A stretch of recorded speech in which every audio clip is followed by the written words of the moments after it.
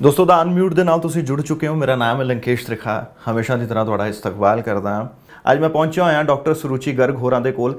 ਜਾਣਨ ਦੀ ਕੋਸ਼ਿਸ਼ ਕਰਦੇ ਹਾਂ ਡਾਈਟ ਕੀ ਹੋਣੀ ਚਾਹੀਦੀ ਹੈ, ਪਹਿਲੇ ਸਿੰਪਟਮਸ ਕੀ ਹੁੰਦੇ ਹੈ, ਉਹਨਾਂ ਦੇ ਉੱਤੇ किस तरीके ਦੇ ਨਾਲ लगाम कसी जा सकती है। मैं बहुत बहुत स्वागत है आपका द अनम्यूट पे। Thank you so much. वक्त ऐसा चल रहा है जहाँ पे हमें कुछ ऐसे परहेज़ करने पड़ेंगे जो हमारे हेल्थ के लिए ज़रूरी हैं, तो इस टाइम पे डाइट कैसी होनी चाहिए? I think this is a wake up call. हम सब के लिए एक बहुत बड़ा वेकअप कॉल है कि क्यों ये वायरस इस तरह मल्टीप्लाई हो रहा है। उन लोगों को ज़्यादा इन्फेक्ट कर रहा है जिनका डाइट बहुत ज़्यादा ख़राब है। अब डाइट में सबसे ज़रूरी 3 चीज़ें हैं कि आपकी क्वांटिटी किस तरह की, आपकी क्वालिटी ऑफ फूड क्या है और आपके टाइमिंग्स क्या क्या हैं।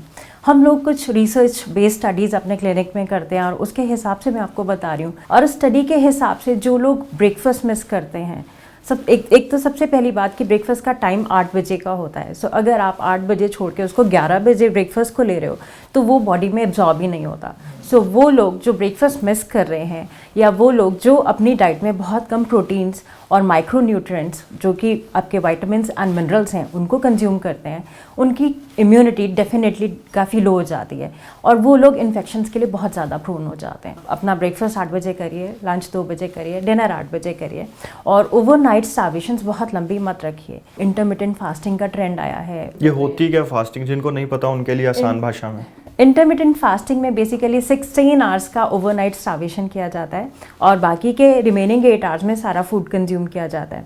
सो उसमें उसका कॉन्सेप्ट ये है कि बॉडी एक अपना सेल्फ ईटिंग मोड में चली जाएगी। जब आप 16 घंटे कुछ भी सप्लाई नहीं करोगे तो जो भी बॉडी के अंदर रिजर्व फूड है वो कंज्यूम होना शुरू हो जाएगा। लेकिन उसका प्रॉब्लम ये आता है कि जब आप 3 महीने 4 महीने के बियॉन्ड वो इंटरमिटेंट फास्टिंग करते रहते हो तो बॉडी के स्टोर्स डिप्लीट होना शुरू हो जाएंगे। उसके बाद बॉडी सेल्फ ईटिंग मोड में चली जाएगी, मतलब वो खुद को खाना शुरू कर देगी। सो जब वो स्टेज आ जाता है तो वो डेफिशिएंसीज इतनी ज़्यादा हो जाती हैं कि बॉडी एक छोटे छोटे माइक्रोब के साथ भी लड़ना बंद कर देती है। सो इन लोगों में मतलब इन्फेक्शन के जो चांसेस है वो बहुत ज़्यादा हो जाते हैं। तो उसको ताकत देने के लिए कौन से ऐसे सुपर फूड हो सकते हैं, ऐसी कौन सी खुराक हो सकती है जो हर घर में तय होनी चाहिए? वो सुपर फूड आपका घर का बना हुआ सिंपल दाल, सब्जी, दही और सलाद है। मैं कहूँगी कि आपका ब्रेकफास्ट आपके लंच और डिनर जैसा नहीं होना चाहिए। अपना ब्रेकफास्ट चपाती और सब्जी मत लीजिए, आपको कुछ और खाना है। बेसिकली वो आप ओट्स बेस्ड ब्रेकफास्ट कर सकते हैं, मिल्क ले सकते हैं, साथ में एग्स ऐड कर सकते हैं। अगर आप वेजिटेरियन हैं तो बेसन का चीला ले सकते हैं, साथ में नट्स ऐड कर लीजिए and make sure that you have this food before 8 o'clock in the morning. वो मैं इसलिए कह रही हूँ क्योंकि आपका जैसे ही सनराइज़ होता है आपकी बॉडी के सारे हार्मोन्स एक्टिव हो जाते हैं एंड जैसे ही वो हार्मोन्स एक्टिव होंगे बॉडी एक स्ट्रेस लाइक कंडीशन में जाती है क्योंकि ऑलरेडी ऊपर से ओवरनाइट स्टार्वेशन चल रहा है। सो उस स्ट्रेस लाइक कंडीशन में आपको सबसे ज़्यादा न्यूट्रिशन चाहिए। अगर आप अपना ब्रेकफास्ट एक ब्रेड और जैम के साथ स्टार्ट कर रहे हो, that is the worst food. उसमें आप एक तो शुगर्स ही ले रहे हो एंड वो शुगर्स अंदर बॉडी के अंदर जाके इन्फ्लेमेशन क्रिएट कर रहे हैं।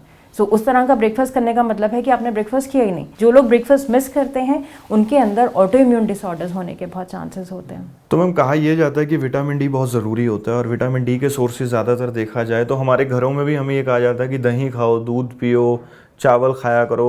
अगर बचना चाहते हो तो इन सब चीज़ों को, मैं कहीं सुन रहा था कि इन सब चीज़ों को अवॉइड करना चाहिए। अगर आप विटामिन डी के दूसरे सोर्सेज जानना चाहते हैं तो उसमें हम लोग जो लोग नॉन वेजिटेरियन हैं they can consume lot of fish, जो भी फैट फिश होती हैं एंड योग के अंदर बहुत ज़्यादा विटामिन डी होता है। वेजिटेरियंस के लिए स्प्राउट्स बहुत अच्छा सोर्स है विटामिन डी का और उसके अलावा आप मशरूम्स भी कंज्यूम कर सकते हैं। दही बहुत अच्छा फूड है बिकॉज वो बहुत ही ईजिली डाइजेस्टिबल प्रोटीन है। राइस आप कम कर सकते हैं definitely and 1 glass of milk is always good. अगर 2 या 3 दिन आपका फीवर चल रहा है तो और साथ में कफ है या सोर थ्रोट है तो ज़रूरी नहीं है कि वो फीवर कोरोना ही है।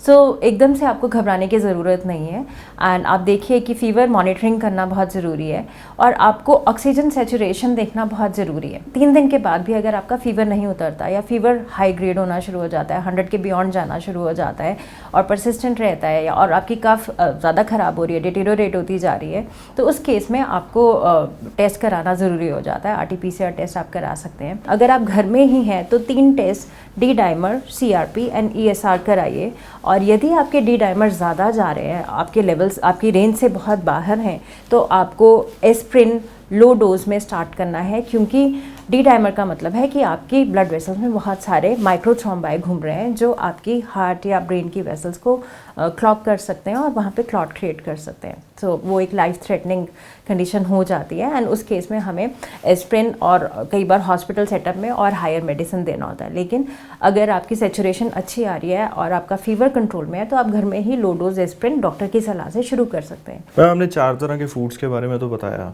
इसके अलावा किन्हें अवॉइड करना चाहिए? सो जो भी हमारा डिलिशियस जंक फूड है, breads, biscuits, pizzas, pastas, burgers, all good things हमको वो सब हटाने पड़ेंगे। They are high in calories, they are high in refined carbs and they are high in saturated fats. ਇਹ ਸੀਗੇ ਡਾਕਟਰ ਸਰੂਚੀ ਗਰਗ। ਇਹਨਾਂ ਦੇ ਨਾਲ ਮਿਲਵਾਉਣ ਦਾ ਮਕਸਦ ਇਹ ਸੀਗਾ ਕਿ ਤੁਸੀਂ ਘਰ ਬੈਠੇ ਹੋਏ ਹੋ, ਲੇਕਿਨ ਘਰ ਜੇ ਬੈਠੇ ਹੋਏ ਹੋ ਉਸ ਨੂੰ ਕਿਸ ਤਰੀਕੇ ਦੇ ਨਾਲ, ਕਿਸ ਪੋਜ਼ਿਟਿਵ ਤਰੀਕੇ ਦੇ ਨਾਲ ਤੁਸੀਂ ਉਸ ਨੂੰ ਯੂਟਿਲਾਈਜ਼ ਕਰ ਸਕਦੇ ਹੋ। ਰੋਟੀ ਪਾਣੀ ਹਰ ਬੰਦਾ ਖਾਂਦਾ, ਪਰ ਕੀ ਖਾਣਾ ਹੈ ਉਹ ਬਹੁਤ ਜ਼ਰੂਰੀ ਹੈ, ਕਿਉਂਕਿ ਜੋ ਤੁਸੀਂ ਖਾਓਗੇ ਉਹ ਸਾਹਮਣੇ ਨਜ਼ਰ ਆਏਗਾ। ਪਰ ਫਿਲਹਾਲ ਮੈਨੂੰ ਦਵੋ ਇਜਾਜ਼ਤ, ਰੱਬ ਖੈਰ ਕਰੇ।